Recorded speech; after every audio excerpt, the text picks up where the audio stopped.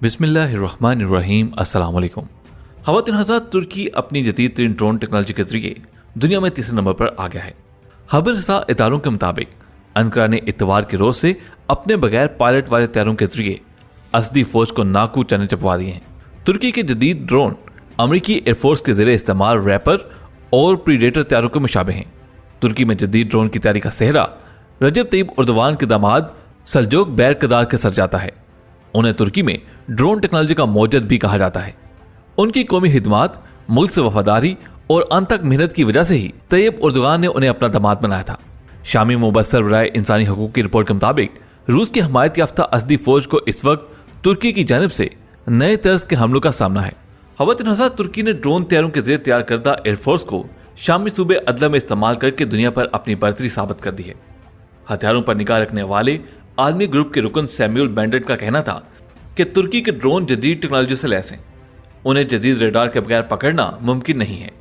शाम में तुर्क फौज ने मुख्तलिफ इक़साम के 130 ड्रोन इस्तेमाल किए हैं, जिनमें अनका प्लस के 5 वर्जन, कार्याल और 12 कतार TB2 शामिल हैं। ये तमाम ड्रोन सैकड़ों किलो बारूद और हर साइज का मिसाइल ले जा सकते हैं।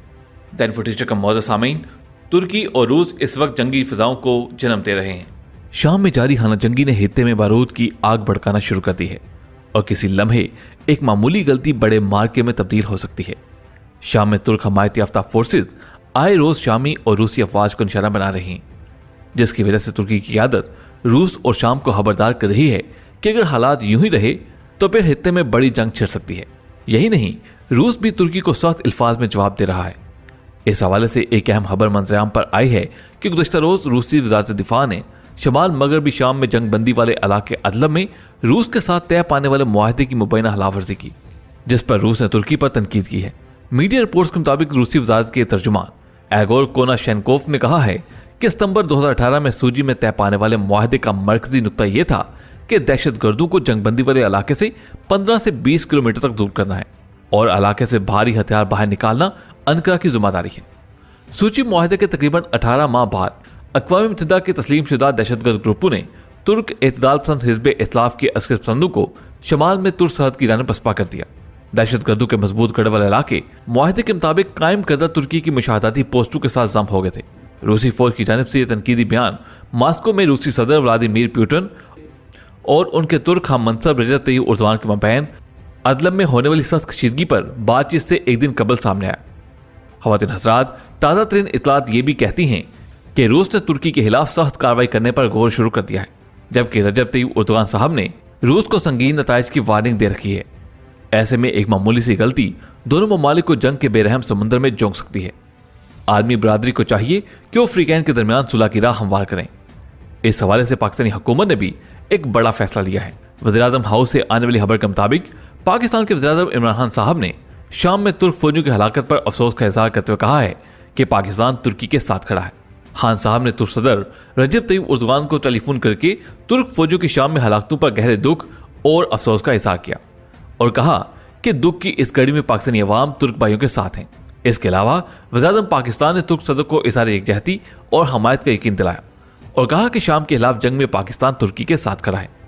जिसके बाद आलमी बरादरी ने पाकिस्तान को तरह तरह के पैगामात भिजवाने शुरू कर दिए, क्योंकि यहूदी और सेहूनी कुव्वतें चाहती हैं कि तुर्की रूस से मुफाहमत करे, मगर तुर्की जैसा अजीम मुल्क कभी अपनी रवायात के खिलाफ नहीं जा सकता। ताहम खान साहब ने वाज़ेह कर दिया है कि पाकिस्तान हक के साथ खड़ा रहेगा। दैन फुटीचर के मौजूद सामीन, यहाँ हमें तस्वीर के दूसरे रुख को भी देखना चाहिए। आलमी सियासत पर गहरी नजर रखने वाले चंद अफराद का मानना है कि तुर्की इस वक्त शाम में अपनी पॉलिसियों की बिना पर जिस अंदाज से मुश्किलात में गिर चुका है, उसके मुखलसीन को चाहिए कि शाबाश कहने और हम आपके साथ खड़े हैं कहने की बजाय उसे इस गिरदाव से निकालने की कोशिश करें। शाम के शुमाल में अदलब के मुहाज पर जहादियों की सरपरस्ती करते हुए तुर्की मुसलसल नुकसानात उठा रहा है। उसे हौसला देकर दुरुस्त फैसले तक पहुंचाने की जरूरत है, वगरना शाम और शामी अवाम को तो जो मुसीबतें सहना पड़ रही हैं वो एक तरफ, मगर तुर्की भी दलदल में उतरते चला जा रहा है। यही वजह है कि तुर्की को इस वक्त मोहलिस मशवरे की जरूरत है, क्योंकि तुर्की मुस्लिम उम्मा का एक अहम मुल्क है। अगर इफ़ाम व तफ़हीम से मामला तय किए जा सकते हैं तो फिर जंग से इज्तनाब करना ही दुरुस्त होगा। अगर देखा जाए तो तुर्की की शाम में मुसलसल मुदाखलत, शाम की सरहदों पर तुर्क फौज की मशकें, शाम से मुल्हिका सरहदों पर महाजर कैंप और अस्करी तरबियती मराकज ऐसे इकदाम हैं जिन्हें देखकर 80 की दहाई का पाकिस्तान याद आ जाता है। अफगानिस्तान पर जब रूसी जारहियत का आगाज हुआ तो पाकिस्तान के ताले आजमाऊ ने जिस तरह पाकिस्तान को उस जंग में झोंका और जिस तरह अमेरिका और बाज़ अरब मुल्कों की मदद से हित्ते में जहाद का नारा बुलंद किया, उसके मनफी असरात आज हर बाशऊर पाकिस्तानी आसानी से महसूस कर रहा है। आज तुर्की भी 80 की दहाई वाले पाकिस्तान की रवश पर गामजन है। वो शाम के खिलाफ अमेरिका और इसराइल की जंग लड़ रहा है। शाम में भी अमेरिकी और अरब बिलखसूस सऊदी सरमाए की रेल फैल है।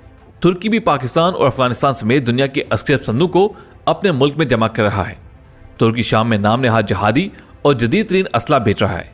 यहूद उसके लिए किसी हत्या से कम नहीं। तुर्की को तारीख में जानता होगा। मौजूद सामीन, यह भी एक हकीकत है कि तुर्की खिलाफत उस्मानिया के सुनहरी दौर को वापस लाने के लिए अमेरिकी और यूरोपीय टैंकों पर सवार होकर इसराइल के रस्ते की सबसे पहली और मजबूत दीवार गिराना चाहते हैं।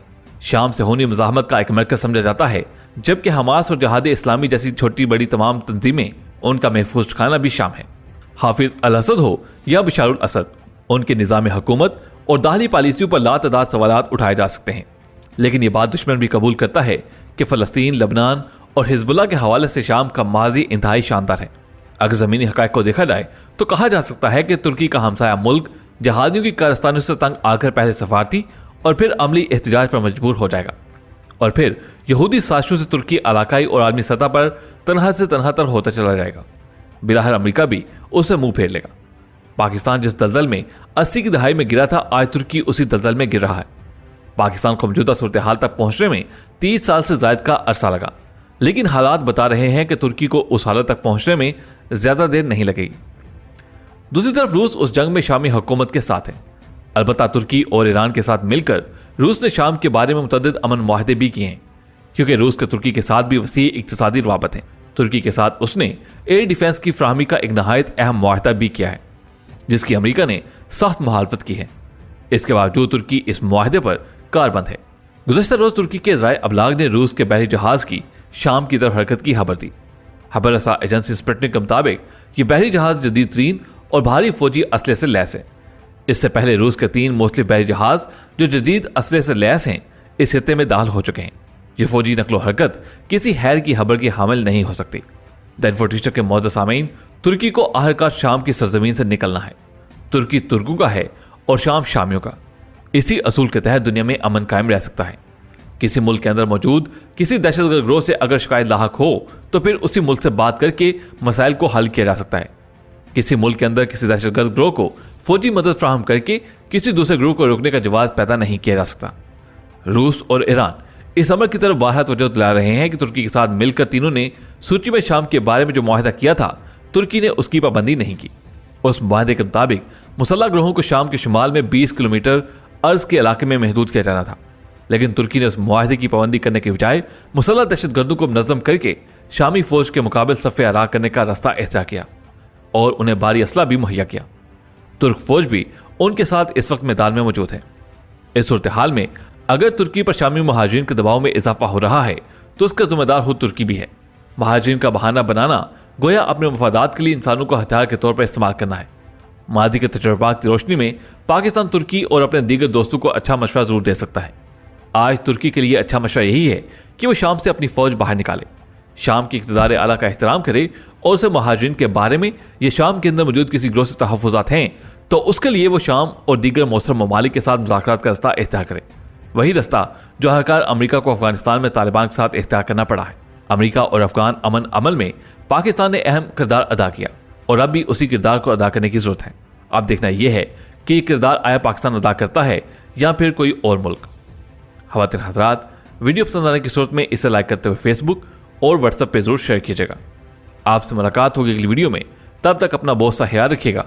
अल्लाह हाफिज़।